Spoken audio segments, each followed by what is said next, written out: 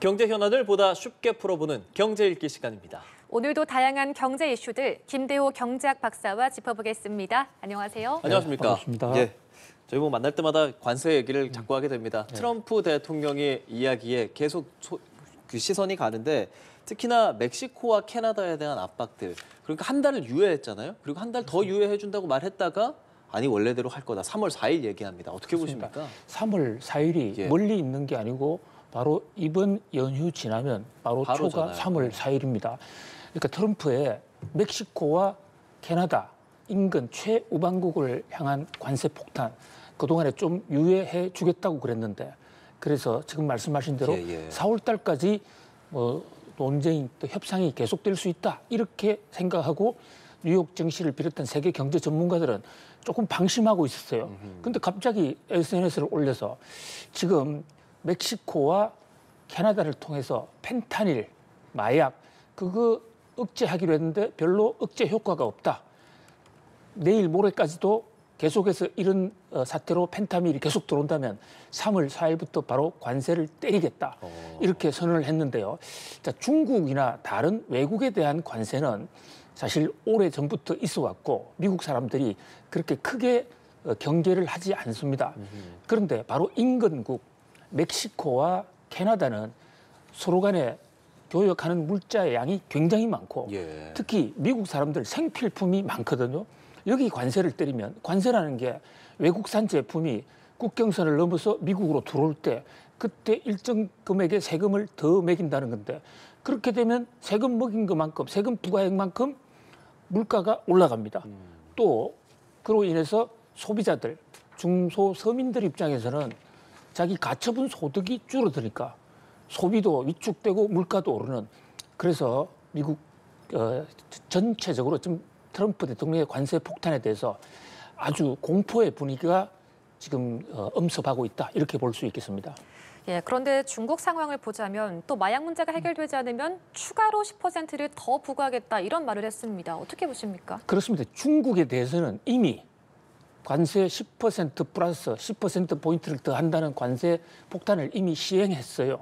여기에 대해서도 중국도 우리도 맞대응한다 해서 보복관세 같이 상호간에 10%포인트를 더 올려서 지금 시행 중인데요. 갑자기 왜 멕시코와 캐나다에 관세를 때리다가 중국이 나오느냐.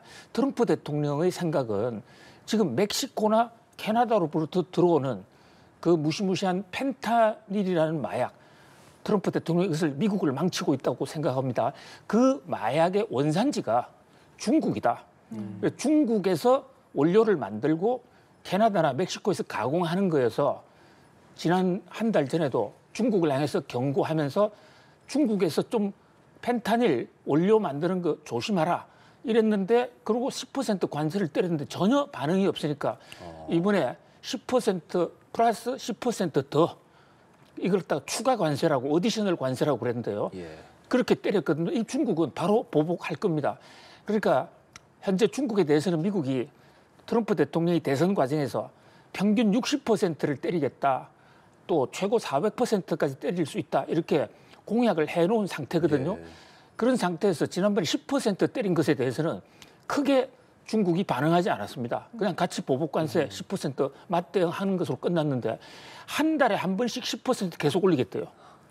그러니까 이것은 말 듣지 않으면 끝까지 갈 거야. 이제 중국도 좀 비상이 상당히 긴장하는 모습. 야, 이거 어떻게 대응해야지?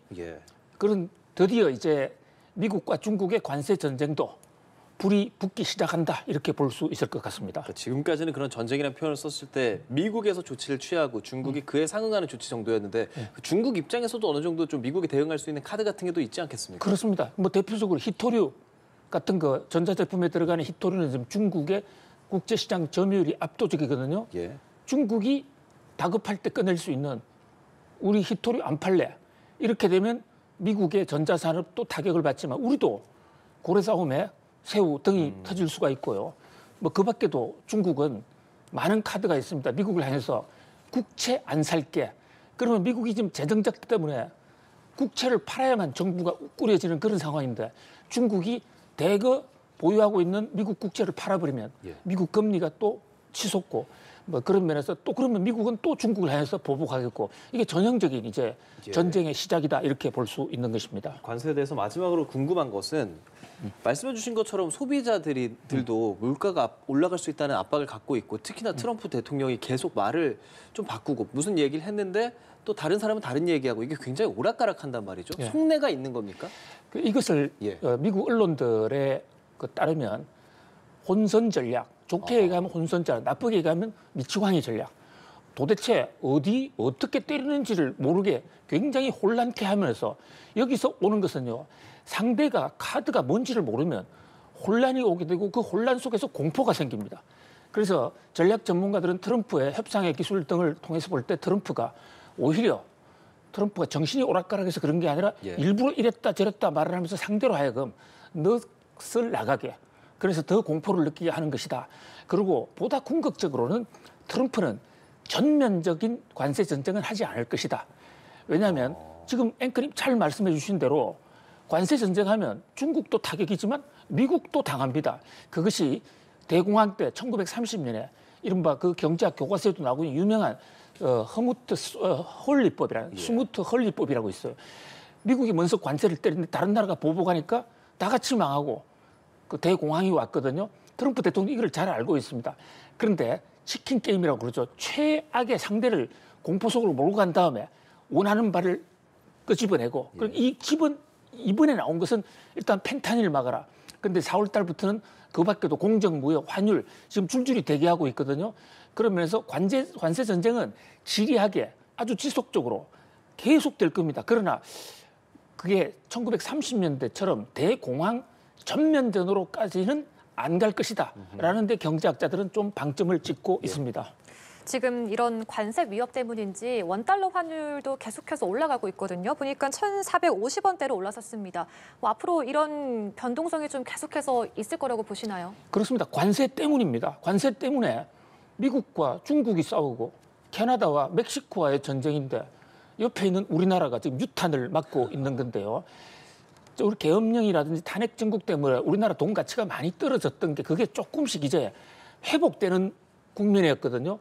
그래서 환율이 좀 내리고 있었습니다. 환율이 내린다는 것은 우리가 미국 돈을 바꿀 때 그 교환 비율을 조금 적게 줘도 미국 돈 똑같은 양을 받는다는 얘기니까 우리 돈 가치가 상승하는 원화가치 상승입니다. 상당히 바람직하게 가고 있었는데 관세 폭탄이 터지니까요. 또 트럼프가 관세 문제를 입에 담기만 하니까 우리나라 환율이 다시 요동치고 우리 돈 가치가 떨어집니다. 왜 그러냐면요. 자, 관세는 물가 폭탄을 이야기합니다. 물가가 오르면 금리를 올릴 수밖에 없습니다.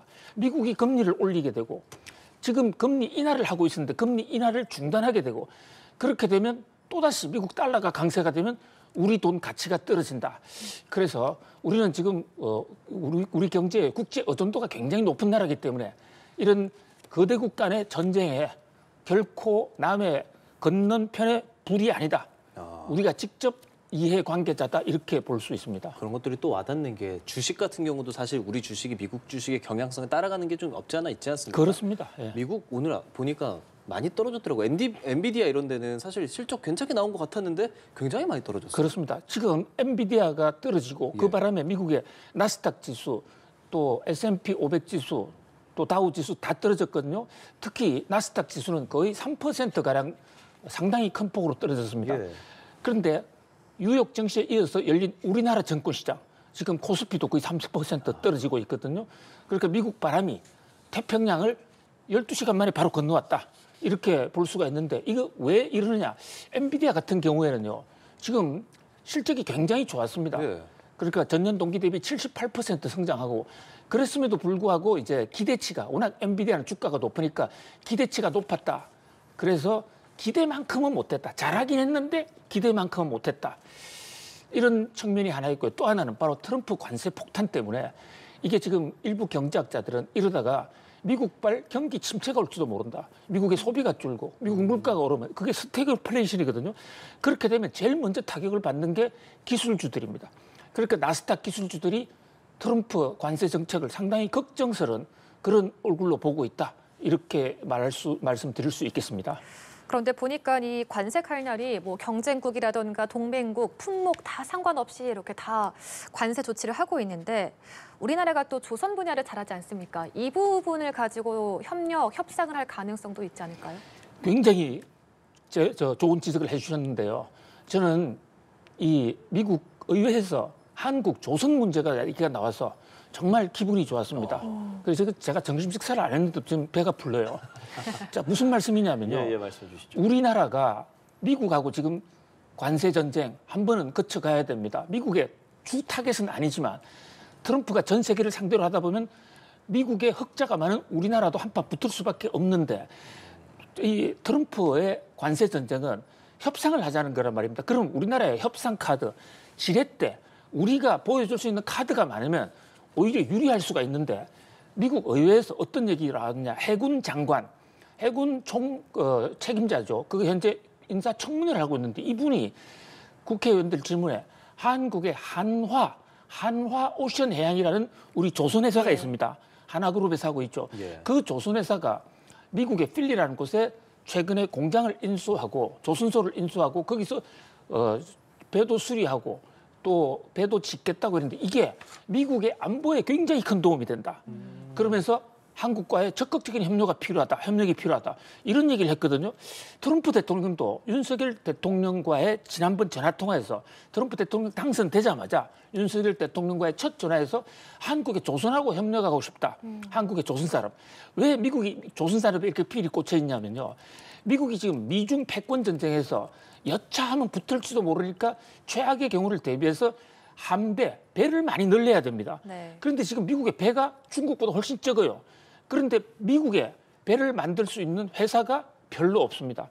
그리고 미국이 그동안에 국가 안보적인 차원에서 미국 아닌 나라에서 만드는 배는 절대 수입하지 못하도록 미국 선박 안전법이라는 것을 만들어서 30년 동안 시행하고 있거든요. 근데 이번 의회에서 한국의 조선회사 믿을만하냐? 믿을만합니다. 협력합시다. 이랬다는 얘기는 그동안에 막아놨던 미국 조선을 한국에서 만들 수도 있게 하자는 그것을 포함해서 한미 간의 조선 협력을 하자는 것이거든요. 이렇게 되면 그 배 만드는 협상을 통해서 우리가 다른 분야에서도 미국의 양보를 상당히 많이 받아낼 수 있다. 그런 점에서 상당히 든든합니다. 그렇다면 안덕근 산업통상자원부 장관이 미국에 가서 하워드 러트닉 그 상무부 장관이랑 만나서 면담도 했단 말이죠. 거기서 미국 측의 관세 조치 면제 이런 것도 조금 얘기했다고 하는데 받아들일 가능성 같이 협상해볼 여지가 좀 있겠습니까? 뭐 그렇습니다. 상당 부분 우리의 의지가 우리의 관세 인하 또는 면제 요구가 받아들여질 것으로 봅니다. 왜냐하면요. 한국과 미국은 중국이나 다른 일본하고는 다른 나라 우리는 한미 간에 한미 FTA 자유무역 협정이 맺어져 있고 그렇죠. 두 나라 간의 관세가 거의 제로입니다. 그러니까 상호주의 자, 상대방이 우리를 때리니까 같이 때린다는 보복 관세 할 게 없어요. 서로가 지금 낮은 관세. 그런데 미국이 전 세계를 향해서 관세를 때리다 보니까 철강, 알루미늄, 전기차, 또 의약품, 반도체 이 5개 종목에 대해서 예외 없이 때린다 하다 보니까 한국도 들어갔단 말이죠. 그래서 우리 안덕근 장관이 급그 워싱턴으로 날아가서 러트닉 장관과 만났습니다. 러트닉 장관도 이 대목 한국은 미국의 어떤 그 부담을 준 나라가 아니다는 걸 충분히 알고 있기 때문에 8년 전 트럼프 1기 시절에도요. 철강 같은 경우에 전 세계를 향해서 관세를 때리면서도 한국에 대해서는 일정 양까지는 제로 관세를 유지하는 그런 협상을 하기도 했습니다. 바로 이런 협상 관세를 할 때 조선업이 한국이 유리하고 미국을 도와줄 수 있다는 그 대목. 그것이 국회와 미국 국방부, 해군에서 얘기가 나왔다는 것은 굉장히 희망적인 얘기입니다. 예, 국내 주택 시장에 대해서도 좀 이야기를 나눠보고 싶어요. 다 짓고도 팔리지 않는 악성 미분양 주택이 2만 3천 가구 육박했고 이게 11년 3개월 만에 최대치라고 합니다. 이 수치 어떻게 보셨어요? 예, 지금요 우리 경제에 가장 큰 아픈 발가락인데 손가락이 굉장히 아파요. 왜냐하면 집을 지었는데도 안 팔려요. 분양이 안 되면 우리나라 집 짓는 스타일은 프로젝트 파이낸싱이라고 해서 건설회사들이 자기가 돈이 없는데 거대한 돈을 금융기관으로 받아서부터 그 돈을 가지고 분양을 하고 분양금을 받아가지고 그렇죠. 이제 그 자금을 융통해 나가는데 이게 지금 지방 같은 데는 이게 안 팔리고 있는 것입니다. 예. 근데 악성 미분양이라는 것은요 일반 미분양 그것 자체도 미분양이라는 것 자체는 악성입니다만 경제 용어로서 악성 미분양이라고 하면 예. 저게 집을 다 입주하고 옆에 불도 켜고 다 사는데 그래도 안 팔리는 집. 그것을 경제학적 용어로 악성 미분양이라고 그러거든요. 그러니까 처음에 분양할 때는 공사 중에 분양하는데 완공해도 안 팔린다. 그러니까 건설업자는 프로젝트 파이낸싱 그 돈을 못 갚는 상황이거든요. 근데 이게요. 우리나라가 지금 부동산 가격이 상당히 안정돼 있는 편이고 서울 일부 지방은 지금 오르고 있어요. 예. 그런데 지방은 상당히 지금 그러니까 양극화 현상이 지역별 양극화 현상이 굉장히 큰데 이게 4, 5년 전부터 우리가 전국적인 주택 보급률을 높이기 위해서 그러니까 서울보다는 지방의 아파트 공급 물량을 대폭 늘렸거든요. 그런데 그게 지금 미스매칭이 돼서 그게 안 팔리면서 건설회사가 어렵고 그래서 건설회사가 지금 부도가 나는 회사가 많습니다. 심지어 지금 롯데 건설 같은 데도 본사를 팔겠다고 지금 내놨습니다. 이런 상황인데 건설업체가 어려우면 돈 빌려준 프로젝트 파이낸싱을 해준 금융기관이 어렵고 금융기관이 어려우면 결국 나라 경제가 어려울 수 있다. 이 아픈 손가락 이거 어떻게 해소하느냐 국민적 좀 지혜를 모아야 할 것으로 보여집니다. 예, 알겠습니다. 자, 오늘 김대호 경제학 박사와 함께 경제 읽기 시간 나눠봤습니다.